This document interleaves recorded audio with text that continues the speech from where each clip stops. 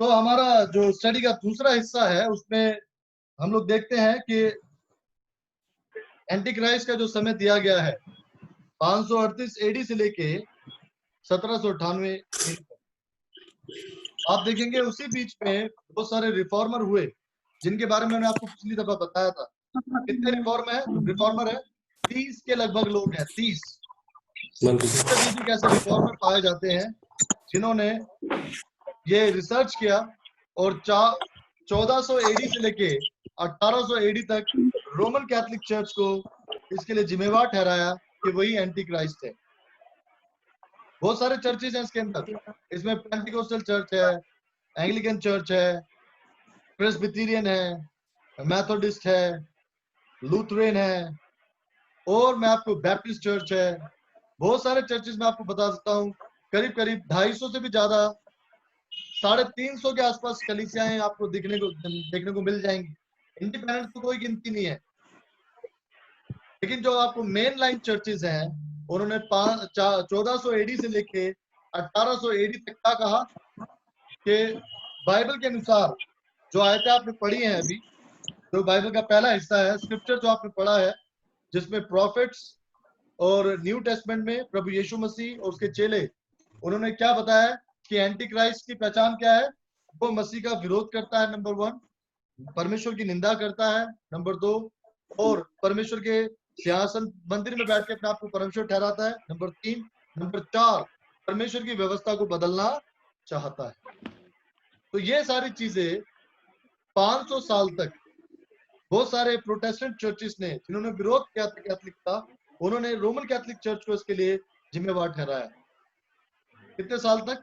500 साल तक, जिसके बारे में हम यहाँ देख रहे हैं कि ये जितने भी चर्चेस थे जो कैथोलिक चर्च से बाहर आए थे और प्रोटेस्टेंट बन गए थे, उन्होंने 500 साल तक वो ये कहते रहे कि पेपल पावर ही एंटी क्राइस्ट है। लेकिन अब 500 साल के बाद, 1800 के बाद, इन्होंने ये कहना शुरू कर दिया कि एंटी क्राइस्ट जो आने वाला है, जिसके बारे में बाइबल में लिखा गया है, डैनियल में, दूसरा थिस्सलुनीकियों में, पहला यूहन्ना में, वो अभी आया नहीं है, वो फ्यूचर में आएगा। ये किसने कहना शुरू कर दिया? बहुत सारे प्रोटेस्टेंट चर्चेस ने। और आज भी बहुत सारे Protestant churches Roman Catholic church की बहुत सी डॉक्ट्रिन को फॉलो करते हैं। उदाहरण के लिए नवंबर 2 के बारे में सुना आपने? नवंबर 2 को बोलते हैं मुर्दों की ईद। क्या बोलते हैं? मुर्दों की ईद, यानी ऑल सेंट्स डे। बहुत सारे प्रोटेस्टेंट चर्च उस फेस्टिवल को मानते हैं। उसके बाद गुड फ्राइडे, ईस्टर, क्रिसमस और आपका पाम संडे और जितने भी इनके सेंट्स के डे हैं, ये सारी जो डॉक्ट्रिन है, ये रोमन कैथोलिक चर्च से कन्वर्ट होकर प्रोटेस्टेंट चर्चेस के पास ये डॉक्ट्रिन कहां से आई? कैथोलिक से। प्रोटेस्टेंट चर्च कहां से बाहर आए हैं? रोमन कैथोलिक चर्च से। रोमन कैथोलिक चर्च से 1415 में मार्टिन लूथर ने उसका विरोध करना शुरू किया था और 95 पॉइंट्स उसने निकाले थे जो बाइबल में इस तरीके से लिखे गए हैं। रोमन कैथोलिक चर्च उसका उस तरीके से पालन नहीं करता था। अभी स्वर्ग के बारे में रोमन कैथोलिक चर्च क्या कहता है? आप मरोगे तो नरक में जाओगे, अच्छे काम करोगे तो स्वर्ग में जाओगे, बुरे काम करोगे तो नरक में जाओगे, और बीच में हो तो परगेटोरी में लटक जाओगे। परगेटोरी क्या है? परगेटोरी आसमान और पृथ्वी के बीच, स्वर्ग और पृथ्वी के बीच में, जिसे परगेटोरी कहा जाता है। यस। और उस परगेटोरी का मतलब है आदमी वेट करता है कि वो नरक जाए या स्वर्ग जाए। ये सारी डॉक्ट्रिन किसकी है? रोमन कैथोलिक चर्च की। कैथोलिक चर्च का। रोमन कैथोलिक चर्च ने बहुत सारी चीजें पूरी 1260 दिन के अंदर पूरी तरीके से पूरी दुनिया में उसको फैला दिया था। और सबसे अधिक जनसंख्या पूरी दुनिया में एक ही चर्च पहले होता था। पहली सेंचुरी का जो चर्च था वो पूरी तरह कन्वर्ट होकर रोमन कैथोलिक चर्च की शक्ल में तब्दील हो गया। राजा कॉन्स्टेंटाइन के बाद से सैबत को संडे बना दिया गया। और प्रोटेस्टेंट चर्च के पास, जिसे आज वो सैबत कह रहे हो, संडे कहाँ से आया है? संडे को अगर वो सैबत मानते हो, संडे किसने दिया उनको? बाइबल में तो कहीं नहीं। कैथोलिक चर्च से। रोमन कैथोलिक चर्च की वही प्रैक्टिसेस आज भी प्रोटेस्टेंट चर्च कर रहा है। इसके बारे में जानना हमें बहुत जरूरी है कि किस तरीके से रोमन कैथोलिक चर्च की डॉक्ट्रिन को जो बाइबल में बता रही है कि इसका प्रचार प्रसार करते करते 1260 दिन की उसने अपनी पावर का इस्तेमाल किया। अब आप ध्यान दीजिए कि 1260 दिन का जो समय है उसमें किस प्रकार से उसकी एंटी क्राइस्ट एक्टिविटी को देखते हुए बहुत सारे प्रोटेस्टेंट ग्रुप ने 500 साल तक उसका विरोध किया। लेकिन 2008 में, मैं आपको बता रहा हूं, आप नेट पे जाके देख सकते हैं, 2008 में टोनी पामर कौन से चर्च का हेड है? एंग्लिकन चर्च का हेड है। टोनी पामर का एक स्टेटमेंट में आप लोगों के सामने पढ़ना चाहता हूं, जिसमें टोनी पामर ने बताया है कि किस तरीके से वो सारी चीजें उन्होंने मान ली है जो रोमन कैथोलिक चर्च में बताई गई है। लेकिन उससे पहले मैं थोड़ा सा आपको बता दूं कि जिस दिन से प्रोटेस्टेंट चर्च ने कैथोलिक चर्च का विरोध करना शुरू करा, उस दिन से प्रोटेस्टेंट चर्च और कैथोलिक चर्च में क्या हो गई? दुश्मनी। कितने साल तक? 500 साल। 1400 एडी से लेके 1800 एडी तक 500 साल के समय तक Protestant churches Roman Catholic church का विरोध करते रहे। और प्रोटेस्टेंट चर्च को एक करने के लिए या प्रोटेस्टेंट चर्च को कुचलने के लिए रोमन कैथोलिक चर्च ने एक सोसाइटी बनाई। उस सोसाइटी का नाम क्या है? जेसुइट्स। उस सोसाइटी का नाम क्या है? जेसुइट्स। और जेसुइट से ही अधिकतर पोप चुने जाते हैं। जेसुइट सोसाइटी का नाम मतलब है community of Jesus. Jesuit society कौन है? Community of Jesus. जितने भी पोप चुने जाते हैं वो इसी सोसाइटी से आते हैं। अभी जो आपका प्रेजेंट जो पोप है, पोप फ्रांसिस, ये कौन है? He is Jesuits. दो तरह के पोप पाए जाते हैं, एक है व्हाइट पोप और एक है ब्लैक पोप। व्हाइट पोप जो है वो सफेद कपड़े पहनता है, और जो ब्लैक पोप है वो कौन से कपड़े पहनता है? ब्लैक, काले। ये दोनों अलग अलग ग्रुप है। और यहाँ पर जो जेसुइट सोसाइटी है, इन्होंने अपना एक व्यक्ति खड़ा किया, सेंट लॉयला इग्नेशियस ने ये बीड़ा उठाया कि वो प्रोटेस्टेंट का सर कुचल देगा, वो प्रोटेस्टेंट को खत्म कर देगा। जितने भी रोमन कैथोलिक चर्च के लोग हैं, उनके अनुसार प्रोटेस्टेंट जो लोग हैं वो क्रिश्चियन नहीं है। आपको पता है, जितने भी रोमन कैथोलिक है वो कभी भी अदर चर्चेस यानी Protestant church, CNI, Methodist, Baptist, Adventist जो भी हैं, वो क्या कहते हैं? ये क्रिश्चियन नहीं है। कौन कहता है? Roman Catholic church. तो 500 साल के बाद 2008 में टोनी पामर ने एक वहां पर अमेरिका में एक मीटिंग हुई, जिसमें बहुत सारे लोगों को बुलाया गया। बहुत सारे प्रोटेस्टेंट चर्चेस गए और रोमन कैथोलिक चर्च गए। लूथरन चर्च का जो हेड है टोनी पामर, उसकी एक स्टेटमेंट मैं आपके सामने पढ़ना चाहता हूँ। जहाँ उसने बताया है कि किस तरीके से जो विरोध है, विरोध यानी प्रोटेस्ट इज ओवर। 2008 की बात है। 2008 में इन चीजों को दर्शाया गया है। मैं इसके बारे में थोड़ा सा बताना चाहता हूँ आपको। 1 मिनट मुझे आप देंगे, मैं अपना पेन ड्राइव इसमें लगा लूं जरा।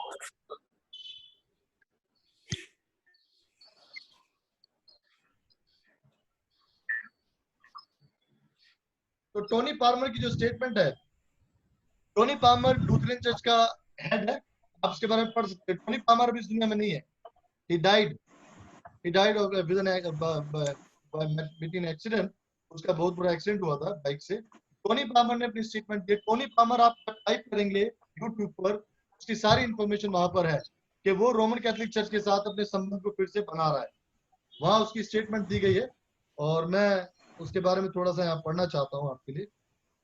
यहाँ पर इसका जिक्र पाया जाता है कि टोनी पामर ने किस तरीके से वो सारी चीजें रद्द कर दी जो उसने अपने उस समझौते में लिखी थी। Just give me 1 minute.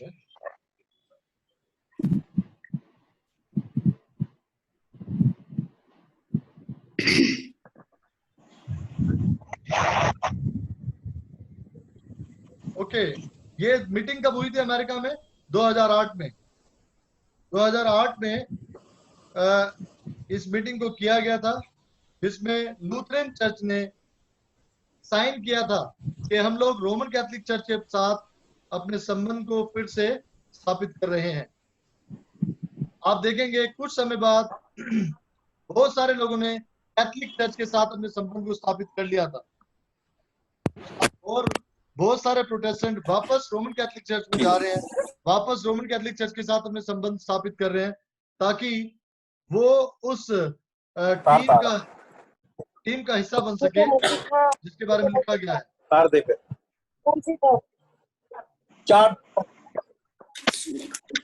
2008 में ये मीटिंग हुई है। ओके, जो मुझे मिल जाएंगे मैं आपको बाद में बता दूंगा। 2008 में इस मीटिंग में टोनी पामर ने साइन किया है कि लूथरन चर्च वापस कैथोलिक बन रहा है, प्रोटेस्ट इज ओवर। 500 साल का जो प्रोटेस्ट था उसने क्या कहा टोनी पामर ने कि प्रोटेस्ट इज ओवर। जब प्रोटेस्ट ही नहीं रहा तो काहे का प्रोटेस्टेंट चर्च खत्म।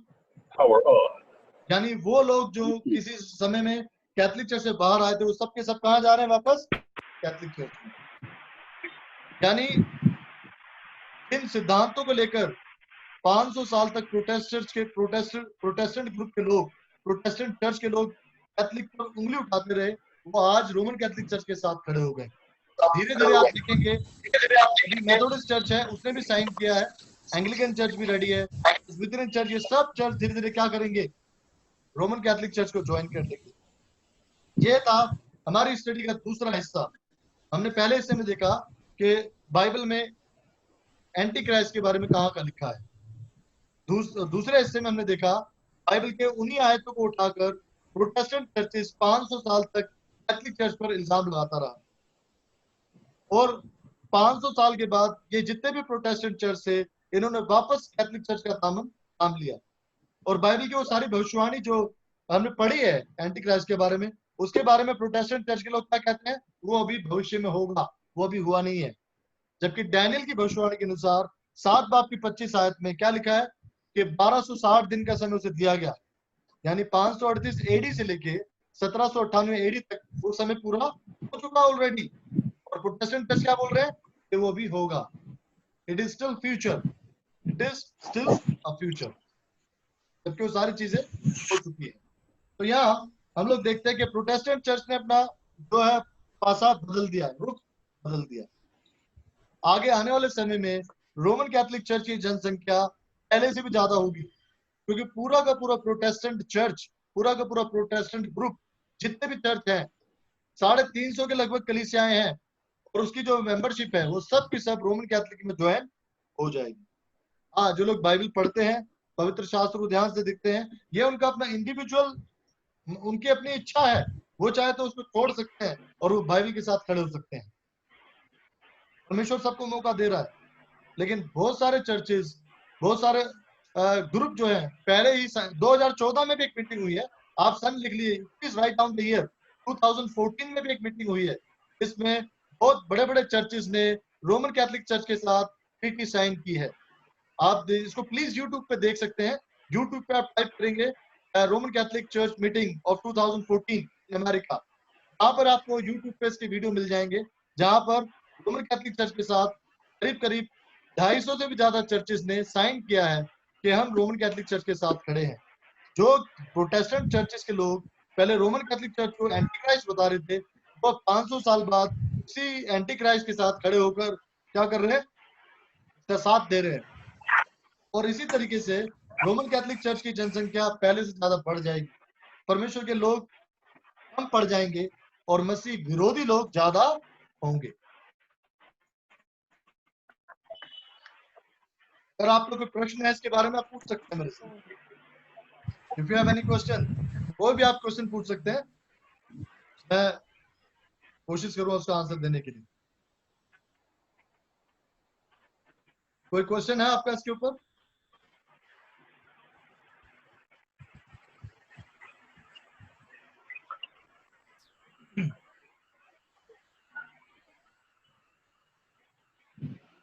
यस ब्रदर विकास। मेरा जी बोलिए। मेरा एक्चुअली क्वेश्चन है कि जो बिलीवर्स चर्च वाले हैं तो वो किसे मानते हैं?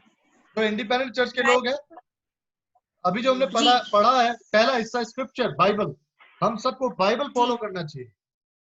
बाइबल में क्या लिखा है? वही बाइबल उनके पास है, वही बाइबल हमारे पास भी, वही बाइबल है जो बिलीवर चर्च के पास है। जी अभी जी बाइबल जी में हमने पहले हिस्से में क्या पढ़ा? स्क्रिप्चर यानी बाइबल। न्यू टेस्टमेंट के हवाले पढ़े, ओल्ड टेस्टमेंट के हवाले पढ़े, हमें उनके बारे में देखना चाहिए। न्यू टेस्टमेंट में उसकी, ओल्ड टेस्टमेंट में उसकी भविष्यवाणी लिखी गई है और न्यू टेस्टमेंट में जी आके वो जी भविष्यवाणी पूरी भी हो रही है। 538 से जी लेके 1798 तक एंटी क्राइस्ट का जो टाइम पीरियड दिया गया था, उसको पावर दी गई थी चर्च के विरोध में काम करने के लिए, वो किया उसने और वो अभी भी काम कर रहा है। हमें एंटी क्राइस्ट की पहचान कैसे करनी है? नंबर एक, वो परमेश्वर का विरोध करता है, परमेश्वर की निंदा करता है। Blasphemy word is very important. परमेश्वर की निंदा करता है। अगर आप प्रकाशित वाक्य में जहां जहां भी बेबीलोन लिखा हुआ है, बेबीलोन के ऊपर आप देखेंगे हर एक आयत में निंदा शब्द का इस्तेमाल किया गया है। जहां भी लिखा है बाबुल यानी बेबीलोन, उसके ऊपर निंदा शब्द आपको जरूर मिलेगा। उसके माथे पे क्या लिखा है? निंदा यानी ब्लास्फेमी। जो डैनियल 7 बाब की 25 आयत में जो लिखा गया है, वो प्रकाशित वाक्य में सब पूरा हो रहा है। तो जितने भी इंडिपेंडेंट चर्चेज हैं, उनके पास ये मौका है कि वो बाइबल की सच्चाई को ठीक से पढ़ें, देखें और बाइबल का साथ दें, ताकि परमेश्वर के विरोधियों का। क्योंकि वो उसकी पहचान क्या है? वो परमेश्वर का विरोध करता है नंबर एक, परमेश्वर की निंदा करता है नंबर दो, परमेश्वर के मंदिर में बैठ के अपने आपको परमेश्वर ठहराता है, ठीक है ना। नंबर तीन, परमेश्वर के अधिकारों को, परमेश्वर की व्यवस्था को बदलना चाहता है। चार 3-4 बातें हैं मोटी मोटी जिन्हें आप पहचान सकते हैं। और एंटी क्राइस्ट के 4 बारे में, पॉइंट है सर। जी, और एंटी क्राइस्ट के बारे में सबसे बड़ा भ्रम क्या फैलाया जा रहा है कि वो क्या है? अभी आने वाला है, ऐसा। आएगा, हाँ, ये वो अभी सबसे बड़ा आएगा, भूल है जबकि सर। क्राइस्ट के आने का समय यस हो यस चुका है। तो ये शैतान की बड़ी यस, चाल है, लोगों को गुमराह करने के लिए। शैतान क्या चाहता है? भ्रम में डालना। जी, प्रभु यीशु मसीह की जो आमद है, प्रभु यीशु मसीह का जो आगमन है, शैतान चाह रहा है उसके प्रति इतना कंफ्यूजन फैला दे, इतना भ्रम फैला दे कि लोगों को समझ में ना आए कि वो कब आएगा, और वो ऐसा करेगा। यस यस आप उदाहरण के लिए फेसबुक देखिए उठा के, फेसबुक फेसबुक में एक जो पीपल चैनल है, उसमें आप उसको आप स्क्रॉल कीजिए, ठीक है। फेसबुक के अंदर आपको लाइन से पिक्चर मिल जाएंगे, लाइन से, और उनके थोड़े थोड़े सरमन सुन के देखिए आप। बाइबल का मजाक बना दिया लोगों ने, हर आदमी उठ के प्रचार कर रहा है, हर आदमी बाइबल की भविष्यवाणी के बारे में कुछ भी बोले जा रहा है, संट कोई भी उल जलूल कुछ भी बातें किए जा रहा है। ना उन्हें उसका सर पता, ना पैर पता, ना उन्हें उसका ऑर्डर पता है। हर आदमी अपने नाम के आगे प्रॉफिट लिख के बैठा हुआ है, हर आदमी प्रचार कर रहा है। और आज जो फेसबुक में इस समय लोगों के लिए बाइबल क्या बन गई है? मजाक। मेरे ख्याल से आप बहुत से लोगों तो देखते भी नहीं होंगे, अरे यार ये रोड डालते हैं। तो सेकंड जी कमिंग क्या बन गई है? कॉमन चीज बना देगा शैतान, नॉर्मल। और फिर होगा क्या? जो एक टेक्स्ट अगर आप पढ़ेंगे, पहले दूसरा थिस्सलुनीके में 5 बाब में देखिए क्या लिखा है। शैतान ऐसा माहौल बना देगा कि लोग दूसरे आगमन की अहमियत को भूल जाएंगे, तैयारी करना छोड़ देंगे, कहेंगे होता रहता है, पहले भी हुआ था ऐसा, अभी फिर हो रहा है। निकाले दूसरा थिस्सलुनीके 5 बाब, देखिए उसमें क्या लिखा है। सेकंड थिस्सलुनियंस उसका 5 अध्याय 3 पद, 5 का 3।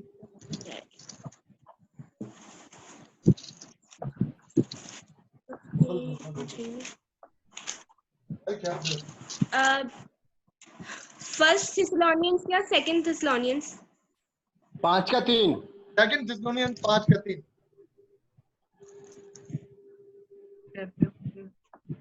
क्या जब लिखा? लोग कहते होंगे हाँ, जब लोग कहते होंगे कुशल है और कुछ भय नहीं, तो उन पर एकाएक विनाश आ पड़ेगा, जिस प्रकार गर्भवती पर पीड़ा, और वे किसी रीति से ना बचेंगे। हाँ जी, क्या पड़ेगा उन पर? लोग क्या कहेंगे? कुशल है। कुशल है। कुशल लोग एकदम निमंत हो जाएंगे और क्या कहेंगे? अब कोई मुसीबत नहीं आएगी। नहीं है। तो इस तरीके से हम देखते हैं कि जो लोग हैं वो कुशल हो जाएंगे। मतलब एकदम, अभी आप देखना एंटीवायरस मिल जाएगा, ठीक है, कोरोना वायरस का एंटीवायरस मिल जाएगा, ओके फाइन, सारे देशों में शांति हो जाएगी वापस, सब कहेंगे सब ठीक ठाक है। और सारी दुनिया का ध्यान कहाँ चला जाएगा पता है? इकोनॉमी। पैसे। पूरा वर्ल्ड किसके पीछे भागेगा?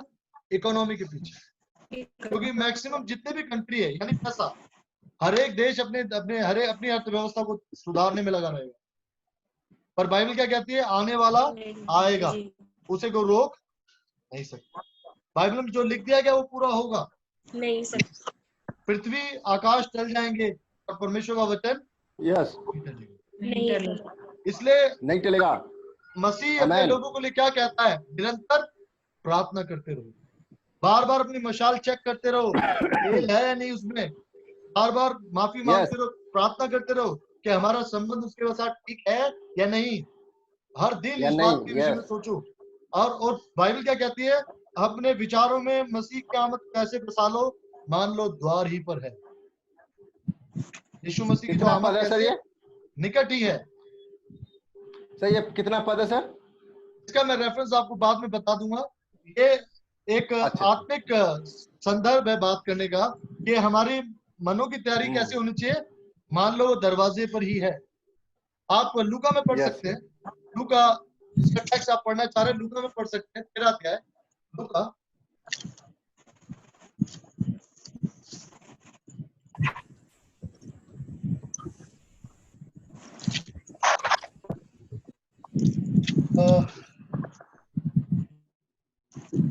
एक मिनट है।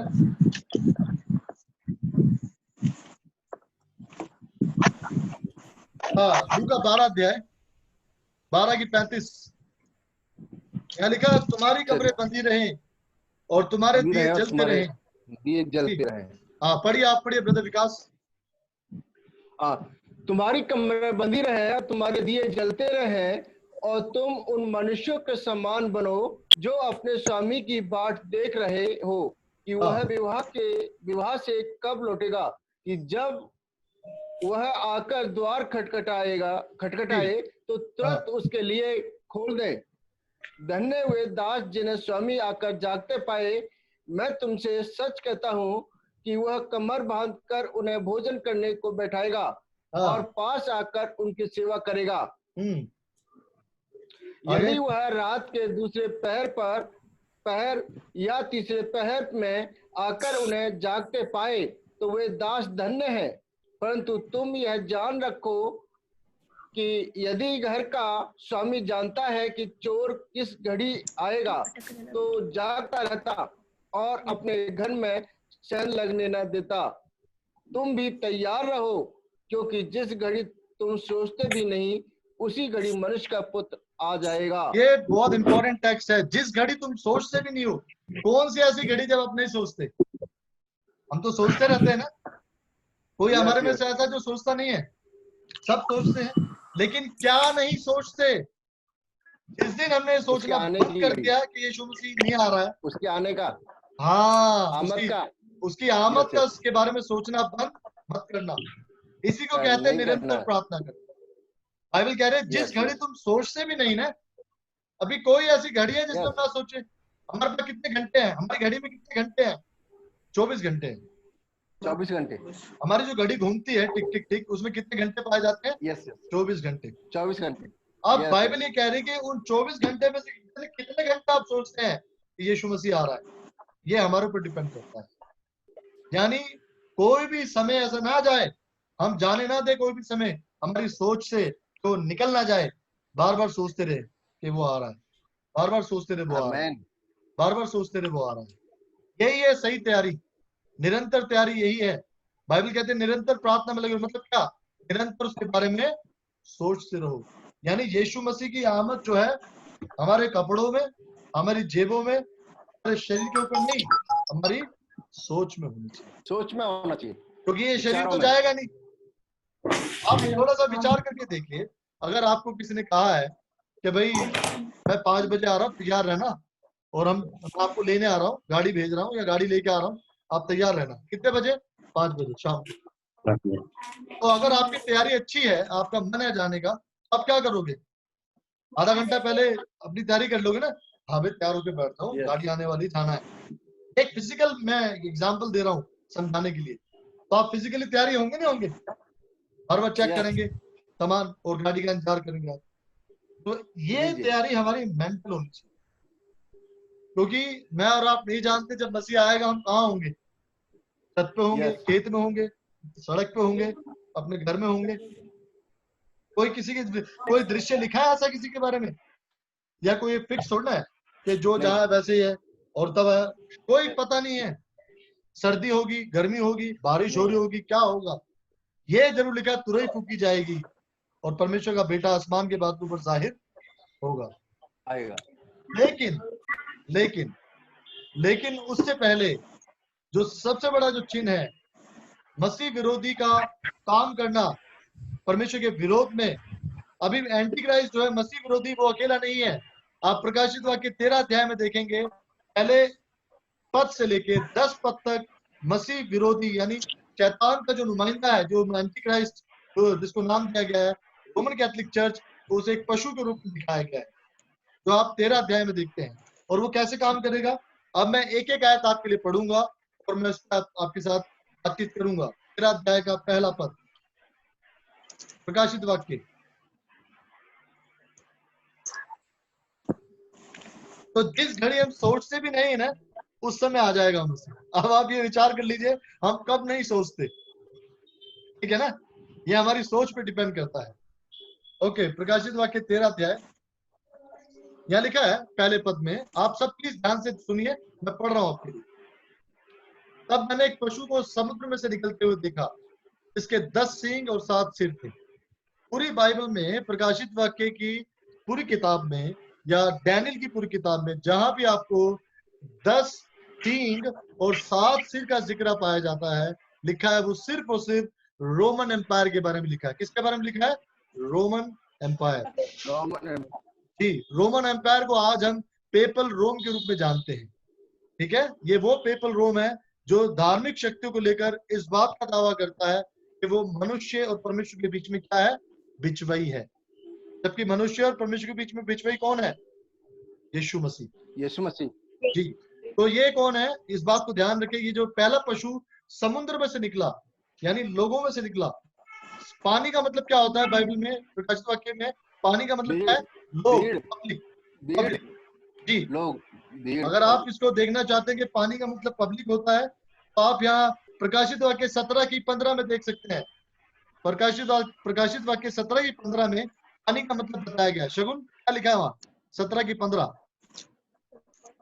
में? हाँ। Then the angel said to me, the waters you saw where the prostitute sits are peoples, multitudes, nations and languages. जी, तो पानी का मतलब क्या है? People, multitudes, language. यहाँ आप देख सकते हैं जो समुद्र का मतलब क्या है? पब्लिक, लोग। अभी हम आगे चलेंगे। उसके सींगों पर 10 राजमुकुट और सिरों पर परमेश्वर की निंदा के नाम लिखे। क्या लिखे हुए हैं? निंदा। हमने एंटी क्राइस्ट की कितनी विशेषताएं देखी है? 4। और भी बहुत सारी विशेषता है। पहली विशेषता क्या है? वो परमेश्वर का विरोध करता है। दूसरी विशेषता, परमेश्वर की निंदा करता है। तीसरी विशेषता, परमेश्वर के मंदिर में बैठ के आपको परमेश्वर ठहराता है। चौथी विशेषता, परमेश्वर की व्यवस्था को बदलना चाहता है। तो आपने 13 अध्याय में रोम के बारे में देख लिया, रोमन कैथोलिक चर्च के बारे में देखा, तो उस समय धर्म के बारे में आपको धर्म का ठेकेदार ठहराता है। वो क्या कह रहा है कि वो उसके मुंह पे परमेश्वर की निंदा के नाम लिखे हुए हैं, ठीक है। उसके बाद जो पशु मैंने देखा वह चीते के समान था और उसके पांव भालू के से हैं और मुंह से सिंह का सा है। और अजगर ने अपनी सामर्थ, अपना सिंहासन और बड़ा अधिकार उसे दे दिया। मैंने उसके सिरों में से एक पर ऐसा भारी घाव लगा देखा जो अच्छा हो गया, और सारे पृथ्वी के लोग उस पशु के पीछे पीछे अचंभा करते हुए चले। लोगों ने अजगर की पूजा की क्योंकि उसने पशु को अपना अधिकार दिया। अब अजगर कौन है यहाँ पे? शैतान। और शैतान का नुमाइंदा पशु। और पशु कौन है? रोमन कैथोलिक चर्च, जो धर्म के अधिकारों के मामले में अपने आप को मनुष्य और परमेश्वर के बीच में बिचौलिया कराता है। और उसकी पहचान क्या लिखी है? परमेश्वर की निंदा करता है। जब वो अपने आप को परमेश्वर के मंदिर में बैठ के परमेश्वर ठहराता है, यही परमेश्वर की निंदा है। जब वो परमेश्वर की व्यवस्था का विरोध करता है, यही परमेश्वर की निंदा है। जब वो मनुष्य के पाप क्षमा करने की बातें करता है, यही परमेश्वर की निंदा है। वो थोड़ी ना सलीब पे मरा है हमारे लिए, हमारे पाप क्षमा करने के लिए। सलीब पे कौन मारा गया है? क्राइस्ट। उसे हमारा पाप क्षमा करने का अधिकार है, ना कि किसी रिलीजियस बॉडी को, किसी रिलीजियस इंस्टीट्यूशन को, ठीक है। तो इसके बारे में हम देखते हैं तीसरे पद में उसके सर पे एक घाव लगा है, चोट लगी है उसको। 3 पद आप देखते हैं, मैंने उसके भारी स्त्रियों घाव में है। से एक पर ऐसा भारी घाव लगा है, यानी इंग्लिश में Yes. लिखा है डेडली वुंड। डेडली वुंड का मतलब क्या है? ऐसा घाव जो Deadly wound, मार दे, मौत तक पहुंचा दे मनुष्य मार को। दे। ठीक है, Yes, यहाँ yes. लिखा प्राण घातक, डेडली और वुंड, हिंदी में भी है। घाव अच्छा हो गया। पृथ्वी के लोग, ये घाव कब लगा था इसको? पहला इस 3 पद में उसको घाव लगा और फिर घाव अच्छा हो गया, इसका क्या मतलब है? आप ध्यान से देखिए, डैनियल नबी की किताब में 3.5 काल का समय दिया गया है। 538 एडी से लेके 1798 एडी तक उसको पूरी छूट दी गई, परमेश्वर ने उसको समय दिया। और 1799 में फ्रांस के राजा नेपोलियन ने अपने जनरल को भेजा, उसका नाम क्या है? बार्थियर। 1799 में बार्थियर, जनरल बार्थियर ने पोप पायस 6 को, कौन सा पोप है?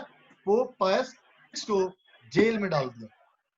ठीक है, जनरल अपना नेपोलियन ने, जो फ्रांस का राजा था, पोप को जेल में क्यों डाला? क्योंकि पोप ने फ्रेंच रेवोल्यूशन का, फ्रांस में जो समय क्रांति चल रही थी, पोप ने उसके साथ सहमति नहीं जताई, उसका साथ नहीं दिया। किसका? नेपोलियन का, फ्रांस का राजा नेपोलियन बोनापार्ट। उसने अपने जनरल को भेजा भारतीय को, और उसने पोप पायस 6 को उठा के जेल में डाल दिया। 1 साल वो जेल में रहा और वहां उसकी मृत्यु हो गई। ये था, उसको घाव लगा। नेपोलियन ने, जो फ्रांस का राजा था, पोप के सारे अधिकार छीन लिए, सब चर्चेस बंद, कैथोलिक चर्च बंद, सारी चीजें बंद, और उसने सारे अधिकार छीनकर पोप को उठाकर कहां डाल दिया? जेल में। ठीक है, 1 साल तक पोप पायस जेल में रहा। उसके बाद 1799 के बाद जो नया पोप हटाया गया था, उसके साथ भी विरोध हुआ।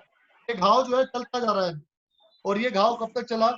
1814 तक। 1806 से लेके 14 तक उस दूसरे पोप को भी, जो पोप पायस 7 था, उसको भी जेल में डाला गया। कितने साल तक? 10 साल तक। तो पोप एक टाइटल है, इस पोप टाइटल जिसकी पावर को पेपेसी कहा जाता है, 6 साल इसने जेल में निकाले, और 1829 तक जाकर पोप को समय लगा अपनी सारी रिलीजियस पावर और जो उसके पास पॉलिटिकल पावर थी उसको हासिल करने के लिए। उसके बाद पोप ने 1829 के अंदर रोम को एक देश घोषित कर दिया, और उसने वेटिकन को अपना एक अलग देश बना लिया, और कई एकड़ लैंड में उसको, पूरे एरिया को उसने कवर कर लिया।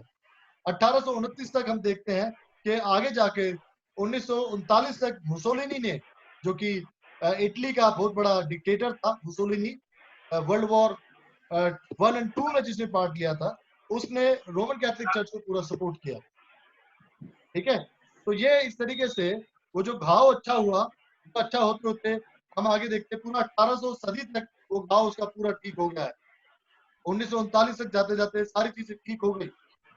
और घाव अच्छा होने का एक और मतलब है, 500 सदी 1400 से लेकर 1800 तक जो प्रोटेस्टेंट चर्च विरोध कर रहा था, उन्होंने भी विरोध करना बंद कर दिया, क्योंकि रोमन कैथोलिक चर्च की सारी पावर्स को वापस मिल गई थी। मिल गया था। 1939 के बाद से रोमन कैथोलिक चर्च ने धीरे धीरे काम करना शुरू करा। उसके बाद मत्ती रचित सुसमाचार 24 अध्याय के 32 पद में देखेंगे आप, जहां इजराइल के वापस आने की भविष्यवाणी लिखी है। मत्ती 24 बाब, और उसका फटाफट निकाल लेंगे, हमारा टाइम खत्म हो रहा है सेशन का भी। आप देखेंगे मत्ती 24 में क्या लिखा है, 32 में, अगर किसी को मिल गया है 35, मत्ती 24 का 35, 32 क्या लिखा है? अंजीर के पेड़ से दृष्टांत सीखो। हाँ, मैं पढ़ रहा हूँ आपके लिए, मैं पढ़ रहा हूँ। अंजीर के पेड़ से यह हाँ। दृष्टांत सीखो, जी, जब उसकी डाली कोमल हो जाती हैं और पत्ते निकलने लगते हैं, हाँ, तो तुम जान लेते हो कि ग्रीष्म काल निकट है। आगे। इस इसी रीति से जब तुम इन सब बातों को देखो तो जान लो कि वह निकट है, वह द्वार पर ही है। हाँ, अभी ब्रदर मैं विकास आप तुमसे- पूछ रहे थे ना, वो द्वार पर ही है, वो आयत Yes, क्या yes. लिखी है? ये वो आयत है मत्ती 24 का। अब ये Yes, किसके yes. बारे में लिखा हुआ है? इजराइलियों के बारे में। अंजीर के दरख्त से ये दृष्टांत सीखो कि जब पुराने पत्ते गिर जाते हैं अंजीर के पेड़ के, और उसमें न्यू शूट्स आती है, नई कोपले आती है, यानी इजराइल की पुरानी जनरेशन बीत गई, जिन्होंने परमेश्वर के बेटे को ठुकरा दिया था। अब अब जब उनकी न्यू जनरेशन आती है, तो जब इजराइल देश बनाया जा रहा था, इजरायली कब आए वापस इजराइल? 1948 में, 1948 में इजराइल को बनाया गया, और 1948 में सब इजरायली वापस आए। सर जी एक बार फिर सर, इजरायली कब आए थे? 1948, 1948। अच्छा घोषित कर किया। भी इजरायली थे, क्योंकि भविष्यवाणी के अनुसार जो अंजीर के दरख्त के बारे में बताया गया है, वो अंजीर का दरख्त है जो दृष्टांत किसके बारे में लिखा है? इजरायली के बारे में, कि वो सारे गुलामी से वापस अपने देश में आ गए। इजरायलियों का कोई अपना देश नहीं था पहले। इजराइल कब बनाया गया है? 1948 में। और 1948 में ही पोप ने बहुत कोशिश की थी कि वो इजरायलियों के साथ वहां पे जुड़े और अपने ऑफिस को बना सके, लेकिन ऐसा नहीं हुआ। जी जी। तो हम देखते हैं कि किस तरीके से ये जो बातें हैं मत्ती 24 में लिखी हैं, इन बातों के अनुसार अगर हम ध्यान से देखें, अगर आप इसकी आखिरी आयत पढ़े, यहाँ क्या लिखा हुआ है 34 पद में, मैं पढ़ूं, मैं तुमसे सच कहता हूं कि जब तक ये सब बातें पूरी ना हो ले, तब तक इस पीढ़ी का अंत नहीं होगा। यानी ये जनरेशन जो इजरायली की 1948 में जो आई थी, वो जनरेशन अब चल रही है, और क्राइस्ट उस जनरेशन के खत्म होने से पहले आ जाएगा। इजरायली की वो जनरेशन कब शुरू हुई है? 1948 के बाद जो उनकी जनरेशन स्टार्ट हुई है। अभी 1948, अभी तो अभी की बात है, उसमें से बहुत सारे तो 100 साल के भी नहीं हुए होंगे। अभी हमारे देश को आजाद हुए कितने साल हो गए? 67, 78 इयर्स, कितना साल हो गया ब्रदर दीपक? 77 ईयर हो गए हमारे देश को 1947 के अनुसार। हाँ चलो 1947 माइनस 2020, 73, ठीक है, ओके 74 ईयर मान लीजिए हमारे देश को आजाद होकर हो गए। और इजराइल कब बना है? 1948 में। इजराइल की जनरेशन भविष्यवाणी के अनुसार डैनियल में लिखा गया है कि तुम्हें मैं तुम्हारे देश में वापस ले आऊंगा। वो कब हुआ? 1948 में। और पोप का जो घाव है वो कब अच्छा हुआ? 1829 तक वो घाव अच्छा होता रहा। 1873 तक वो घाव पूरी तरह ठीक हो गया, जिसे आप पढ़ेंगे। और वो घाव ठीक होने का मतलब क्या है? प्रोटेस्टेंट चर्च वापस कैथोलिक चर्च में मिल जाएगा, उसकी पावर वापस आ जाएगी, और वो फिर से परमेश्वर के लोगों का विरोध करेगा। जैसे 12 अध्याय में उसने कलीसिया को सताया, लिखा ना, स्त्री जंगल में भाग गई, वापस उस कलीसिया को फिर से सताया जाएगा, जो कि प्रकाशित वाक्य में लिखा गया है। तो 13 बाब की पहली जो आयत से एक आयत से लेके 10 आयत तक रोमन कैथोलिक चर्च को शैतान का नुमाइंदा और पहले पशु के रूप में दिखाया गया है, जो समुद्र से बाहर आया। और उसकी पहचान क्या है? परमेश्वर की निंदा करता है, परमेश्वर का विरोध करता है, परमेश्वर के मंदिर में बैठ कर आपको परमेश्वर ठहराता है, और परमेश्वर की व्यवस्था बदलना चाहता है। ये सारी चीजें जो पहले पशु यानी रोमन कैथोलिक चर्च में है, वो जब आप 13 अध्याय की 10 आयत से पढ़ेंगे तो आपको समझ में आएगा कि वो दूसरा पशु कौन है। और ये विषय हम अगले सप्ताह डिस्कस करेंगे। परमेश्वर आप सबको आशीष दे। तब तक के लिए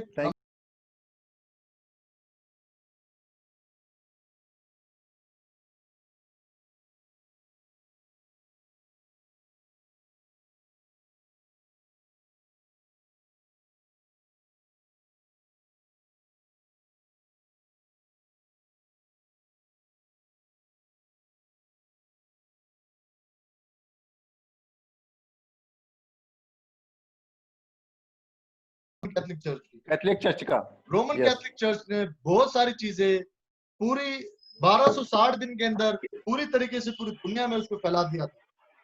और सबसे अधिक जनसंख्या पूरी दुनिया में एक ही चर्च पहले होता था। पहली सेंचुरी का जो चर्च था वो पूरी तरह कन्वर्ट होकर रोमन कैथोलिक चर्च की शक्ल में तब्दील हो गया। राजा कॉन्स्टेंटाइन के बाद से सैबत को संडे बना दिया गया। और प्रोटेस्टेंट चर्च के पास, जिसे आज वो सैबत कह रहे हो, संडे कहाँ से आया है? संडे को अगर वो सैबत मानते हो, संडे किसने दिया उनको? बाइबल में तो कहीं नहीं। कैथोलिक चर्च से ही। रोमन कैथोलिक चर्च की वही प्रैक्टिसेस आज भी प्रोटेस्टेंट चर्च कर रहा है। इसके बारे में जानना हमें बहुत जरूरी है कि किस तरीके से रोमन कैथोलिक चर्च की डॉक्ट्रिन को जो बाइबल में बता रही है कि इसका प्रचार प्रसार करते करते 1260 दिन की उसने अपनी पावर का इस्तेमाल किया। अब आप ध्यान दीजिए कि 1260 दिन का जो समय है उसमें किस प्रकार से उसकी एंटी क्राइस्ट एक्टिविटी को देखते हुए बहुत सारे प्रोटेस्टेंट ग्रुप ने 500 साल तक उसका विरोध किया। लेकिन 2008 में, मैं आपको बता रहा हूं, आप नेट पे जाके देख सकते हैं, 2008 में टोनी पामर कौन से चर्च का हेड है? एंग्लिकन चर्च का हेड है। टोनी पामर का एक स्टेटमेंट में आप लोगों के सामने पढ़ना चाहता हूं, जिसमें टोनी पामर ने बताया है कि किस तरीके से वो सारी चीजें उन्होंने मान ली है जो रोमन कैथोलिक चर्च में बताई गई है। लेकिन उससे पहले मैं थोड़ा सा आपको बता दूं कि जिस दिन से प्रोटेस्टेंट चर्च ने कैथोलिक चर्च का विरोध करना शुरू करा, उस दिन से प्रोटेस्टेंट चर्च और कैथोलिक चर्च में क्या हो गई? दुश्मनी। कितने साल तक? 500 साल। 1400 एडी से लेके 1800 एडी तक 500 साल के समय तक Protestant churches Roman Catholic church का विरोध करते रहे। और प्रोटेस्टेंट चर्च को एक करने के लिए या प्रोटेस्टेंट चर्च को कुचलने के लिए रोमन कैथोलिक चर्च ने एक सोसाइटी बनाई। उस सोसाइटी का नाम क्या है? जेसुइट्स। उस सोसाइटी का नाम क्या है? जेसुइट्स। और जेसुइट से ही अधिकतर पोप चुने जाते हैं। जेसुइट सोसाइटी का नाम मतलब है community of Jesus. Jesuit society कौन है? Community of Jesus. जितने भी पोप चुने जाते हैं वो इसी सोसाइटी से आते हैं। अभी जो आपका प्रेजेंट जो पोप है, पोप फ्रांसिस, ये कौन है? He is Jesuits. दो तरह के पोप पाए जाते हैं, एक है व्हाइट पोप और एक है ब्लैक पोप। व्हाइट पोप जो है वो सफेद कपड़े पहनता है, और जो ब्लैक पोप है वो कौन से कपड़े पहनता है? ब्लैक, काले। ये दोनों अलग अलग ग्रुप है। और यहाँ पर जो जेसुइट सोसाइटी है, इन्होंने अपना एक व्यक्ति खड़ा किया, सेंट लॉयला इग्नेशियस ने ये बीड़ा उठाया कि वो प्रोटेस्टेंट का सर कुचल देगा, वो प्रोटेस्टेंट को खत्म कर देगा। जितने भी रोमन कैथोलिक चर्च के लोग हैं, उनके अनुसार प्रोटेस्टेंट जो लोग हैं वो क्रिश्चियन नहीं है। आपको पता है, जितने भी रोमन कैथोलिक है वो कभी भी अदर चर्चेस यानी Protestant church, CNI, Methodist, Baptist, Adventist जो भी हैं, वो क्या कहते हैं? ये क्रिश्चियन नहीं है। कौन कहता है? Roman Catholic church. तो 500 साल के बाद 2008 में टोनी पामर ने एक, वहां पर अमेरिका में एक मीटिंग हुई जिसमें बहुत सारे लोगों को बुलाया गया। बहुत सारे प्रोटेस्टेंट चर्चेस गए और रोमन कैथोलिक चर्च गए। लूथरन चर्च का हेड है टोनी पामर। उसकी एक स्टेटमेंट मैं आपके सामने पढ़ना चाहता हूँ। हाँ, उसने बताया है कि किस तरीके से जो विरोध है, विरोध यानी प्रोटेस्ट इज ओवर। 2008 की बात है। 2008 में इन चीजों को दर्शाया गया है। मैं इसके बारे में थोड़ा सा बताना चाहता हूँ आपको। 1 मिनट मुझे आप देंगे, मैं अपना पेन ड्राइव इसमें लगा लूं जरा।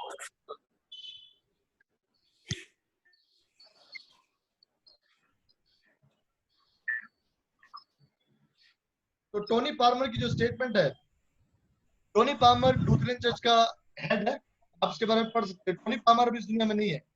he died of with an accident. उसका बहुत बुरा एक्सीडेंट हुआ था बाइक से। टोनी पामर ने अपनी स्टेटमेंट दी। टोनी पामर आप टाइप करेंगे यूट्यूब पर, उसकी सारी इंफॉर्मेशन वहां पर है कि वो रोमन कैथोलिक चर्च के साथ अपने संबंध को फिर से बना रहा है। वहां उसकी स्टेटमेंट दी गई है और मैं उसके बारे में थोड़ा सा यहाँ पढ़ना चाहता हूँ आपके लिए। यहाँ पर इसका जिक्र पाया जाता है कि टोनी पामर ने किस तरीके से वो सारी चीजें रद्द कर दी जो उसने अपने उस समझौते में लिखी थी।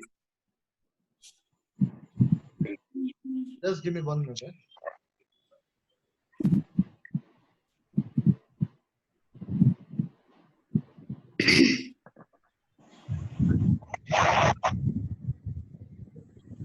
ओके, ये मीटिंग कब हुई थी अमेरिका में? 2008 में।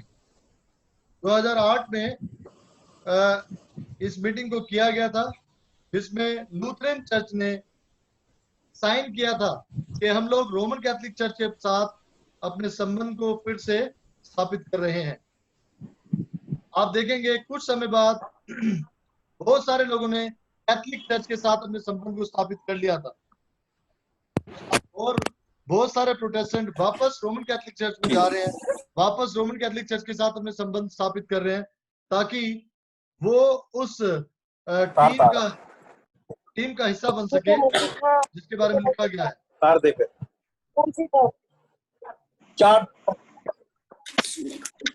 2008 में ये मीटिंग हुई है। ओके, जो मुझे मिल जाएंगे मैं आपको बाद में बता दूंगा। 2008 में इस मीटिंग में टोनी पामर ने साइन किया है कि लूथरन चर्च वापस कैथलिक बन रहा है, प्रोटेस्ट इज ओवर। 500 साल का जो प्रोटेस्ट था, उसने क्या कहा टोनी पामर ने कि प्रोटेस्ट इज ओवर। जब प्रोटेस्ट ही नहीं रहा तो काहे का प्रोटेस्टेंट चर्च खत्म। यानी वो लोग जो किसी समय में कैथलिक चर्च से बाहर आए थे वो सब के सब कहां जा रहे हैं? वापस कैथलिक चर्च। यानी इन सिद्धांतों को लेकर 500 साल तक प्रोटेस्टेंट ग्रुप के लोग, प्रोटेस्टेंट चर्च के लोग कैथलिक पर उंगली उठाते रहे, वो आज रोमन कैथलिक चर्च के साथ खड़े हो गए। धीरे धीरे आप देखेंगे मेथोडिस्ट चर्च है उसने भी साइन किया है, एंग्लिकन चर्च भी रेडी है, प्रेस्बिटेरियन चर्च, ये सब चर्च धीरे धीरे क्या करेंगे? रोमन कैथलिक चर्च को ज्वाइन कर लेंगे। ये था हमारी स्टडी का दूसरा हिस्सा। हमने पहले हिस्से में देखा कि बाइबल में एंटी क्राइस्ट के बारे में कहाँ का लिखा है। दूसरे हिस्से में हमने देखा बाइबल के उन्हीं आयतों को उठाकर प्रोटेस्टेंट चर्चेस 500 साल तक कैथलिक चर्च पर इल्जाम लगाता रहा और 500 साल के बाद ये जितने भी प्रोटेस्टेंट चर्च थे इन्होंने वापस कैथलिक चर्च का दामन थाम लिया और बाइबल की वो सारी भविष्यवाणी जो हमने पढ़ी है एंटी क्राइस्ट के बारे में, उसके बारे में प्रोटेस्टेंट चर्च के लोग क्या कहते हैं? वो अभी भविष्य में होगा, वो अभी हुआ नहीं है। जबकि डैनियल की भविष्यवाणी के अनुसार 7 बाब की 25 आयत में क्या लिखा है कि 1260 दिन का समय उसे दिया गया, यानी 538 एडी से लेके 1798 एडी तक वो समय पूरा हो चुका ऑलरेडी। और प्रोटेस्टेंट चर्च क्या बोल रहे हैं कि वो भी होगा। It is still future, it is still a future, जबकि वो सारी चीजें हो चुकी है। तो यहाँ हम लोग देखते हैं कि प्रोटेस्टेंट चर्च ने अपना जो है पासा बदल दिया, रुख बदल दिया। आगे आने वाले समय में रोमन कैथलिक चर्च की जनसंख्या पहले से भी ज्यादा होगी, क्योंकि पूरा का पूरा प्रोटेस्टेंट चर्च, पूरा का पूरा प्रोटेस्टेंट ग्रुप, जितने भी चर्च हैं 350 के लगभग कलीसियाएं हैं और उसकी जो मेंबरशिप है वो सब की सब रोमन कैथलिक में ज्वाइन हो जाएगी। हाँ, जो लोग बाइबल पढ़ते हैं, पवित्र शास्त्र को ध्यान से देखते हैं, ये उनका अपना इंडिविजुअल, उनकी अपनी इच्छा है, वो चाहे तो उसको छोड़ सकते हैं और वो बाइबल के साथ खड़े हो सकते हैं। परमेश्वर सबको मौका दे रहा है। लेकिन बहुत सारे चर्चेस, बहुत सारे ग्रुप जो है, पहले ही 2014 में भी एक मीटिंग हुई है, आप सन लिख लीजिए, please write down the year, 2014 में भी एक मीटिंग हुई है। इसमें बहुत बड़े बड़े चर्चेस ने रोमन कैथलिक चर्च के साथ ट्रीटी साइन की है। आप इसको प्लीज यूट्यूब पे देख सकते हैं।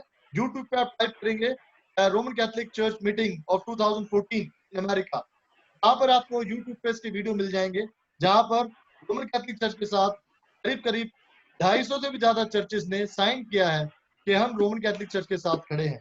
जो प्रोटेस्टेंट चर्चेस के लोग पहले रोमन कैथलिक चर्च को एंटी क्राइस्ट बता रहे थे, वो 500 साल बाद उसी एंटी क्राइस्ट के साथ खड़े होकर क्या कर रहे हैं? साथ दे रहे हैं।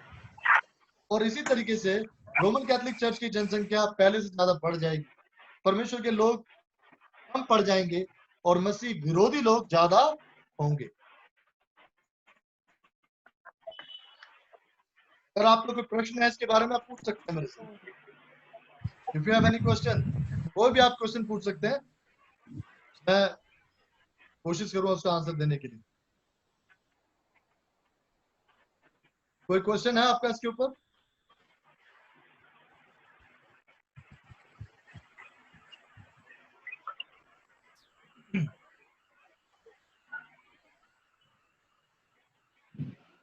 यस ब्रदर विकास। मेरा एक्चुअली जी बोलिए। मेरा एक्चुअली क्वेश्चन है कि जो बिलीवर्स चर्च वाले हैं तो वो किसे मानते हैं?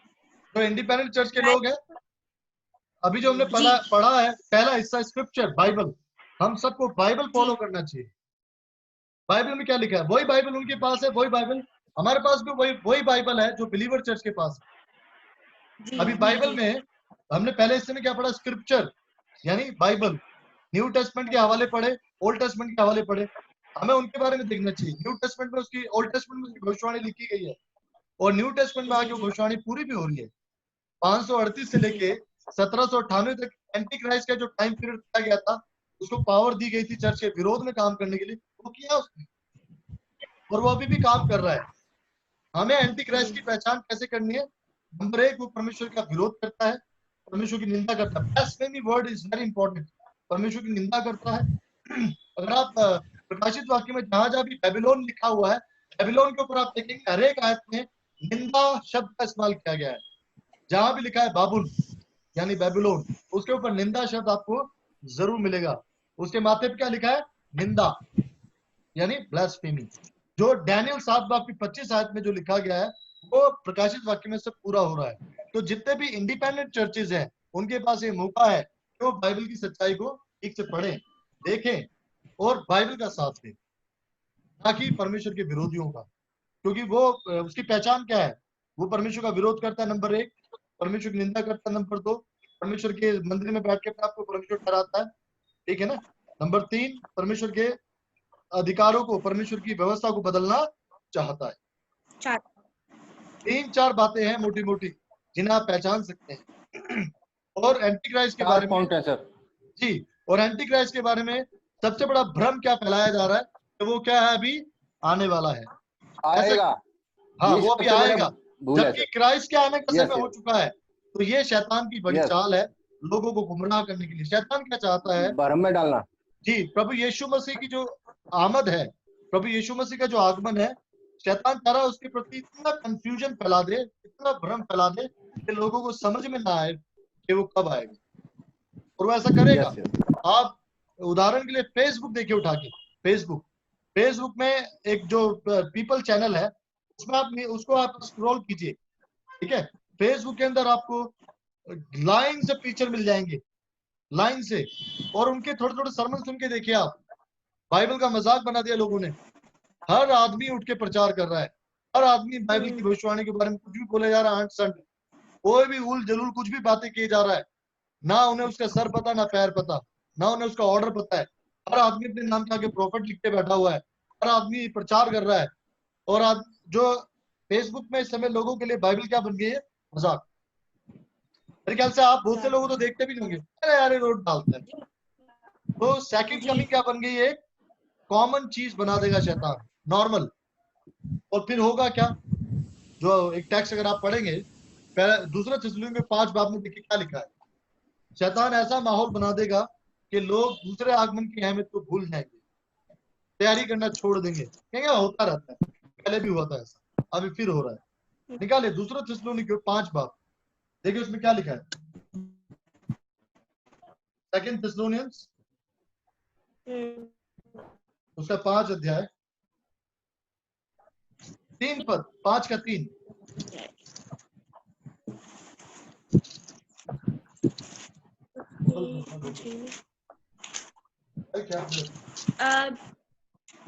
फर्स्ट थिस्सलुनियंस या सेकंड थिस्सलुनियंस? 5 का 3। सेकंड थिस्सलुनियंस 5 का 3।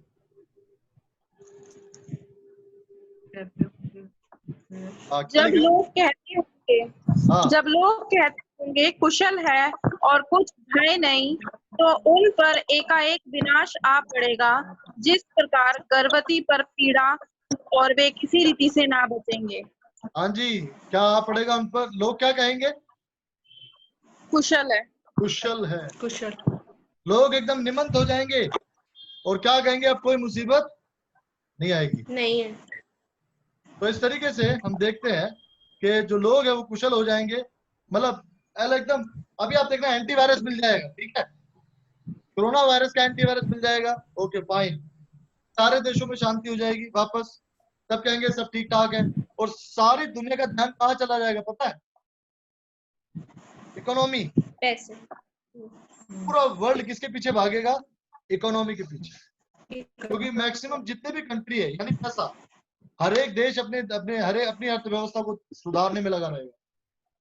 पर बाइबल क्या कहती है? आने वाला आएगा, उसे को रोक नहीं सकता। बाइबल में जो लिख दिया गया वो पूरा होगा। नहीं सकता। पृथ्वी आकाश टल जाएंगे, और परमेश्वर का वचन यस नहीं टलेगा। इसलिए नहीं चलेगा। मसीह अपने Amen. लोगों के लिए क्या कहता है? निरंतर प्रार्थना करते रहो, बार बार अपनी मशाल चेक करते रहो, तेल है या नहीं उसमें, बार बार माफी मांगते रहो, प्रार्थना करते रहो कि हमारा संबंध उसके साथ ठीक है या नहीं। हर दिन या इस नहीं, बात के विषय में सोचो। और बाइबल क्या कहती है? अपने विचारों में मसीह की आमद कैसे बसा लो? मान लो द्वार ही पर है। यीशु मसीह की जो कितना आमद पद है सर कैसे ये? निकट ही है। सर ये कितना पद है सर? इसका मैं रेफरेंस आपको बाद में बता दूंगा। ये एक अच्छा। आत्मिक संदर्भ है बात करने का कि हमारी मनों की तैयारी कैसे होनी चाहिए। मान लो वो दरवाजे पर ही है। आप लूका में पढ़ Yes. सकते हैं। लूका इसका टेक्स्ट आप पढ़ना चाह रहे हैं, लूका में पढ़ सकते हैं। 13 अध्याय लूका।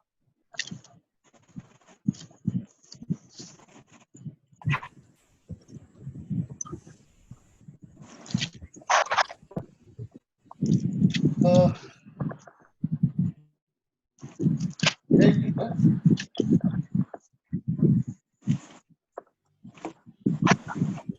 हाँ, लूका 12 अध्याय 12 की 35 यहाँ लिखा है, तुम्हारी कमरे बंदी रहे और तुम्हारे बंदी दिए रहे और जलते तुम्हारे रहे। दिए जलते रहे। हाँ, पढ़िए, आप पढ़िए ब्रदर विकास। तुम्हारी कमरे बंदी रहे और तुम्हारे दिए जलते रहे और तुम उन मनुष्यों के समान बनो जो अपने स्वामी की बाट देख रहे हो कि वह विवाह से कब लौटेगा, कि जब वह आकर द्वार खटखटाए तो तुरंत उसके लिए खोल दे। धन्य हुए दास जिन्हें स्वामी आकर जागते पाए। मैं तुमसे सच कहता हूँ कि वह कमर बांधकर उन्हें भोजन करने को बैठाएगा और पास आकर उनकी सेवा करेगा। यदि वह रात के दूसरे पहर या तीसरे पहर में आकर उन्हें जागते पाए तो वे दास धन्य हैं। परंतु तुम यह जान रखो कि यदि घर का स्वामी जानता है कि चोर किस घड़ी आएगा तो जागता रहता और अपने घर में चैन लगने न देता।